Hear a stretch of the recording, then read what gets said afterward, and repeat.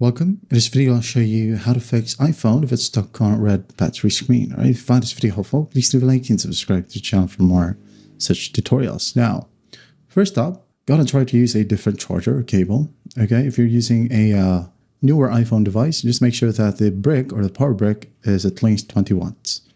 Okay, so once that's done, once you've tried it, well, you can just go ahead and try to at least force restart your iPhone. Now for iPhone 8 and newer devices, okay, just quickly press the volume up and after that volume down, okay, and after that hold the side button or the power off button until the Apple logo disappears. Okay, again, volume up, volume down, hold this one. Tap, release, hold this one until the Apple logo disappears. And after that, go ahead and try to charge your phone and check if it helps.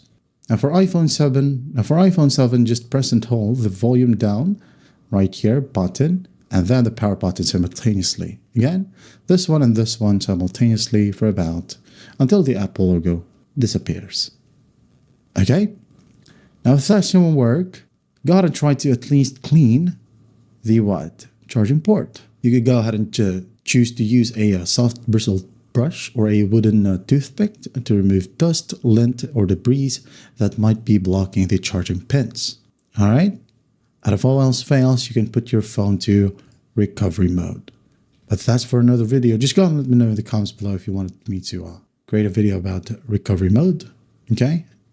As it may take some time. And if recovery mode doesn't help, okay, consider battery replacement. As your battery may be degraded or defective and or require a replacement. You can book an inspection at an Apple Store locator or an Apple authorized service provider. That is it. That is how you fix your iPhone if it's stuck on red battery screen. I hope this video helps and I'll see you in the next one.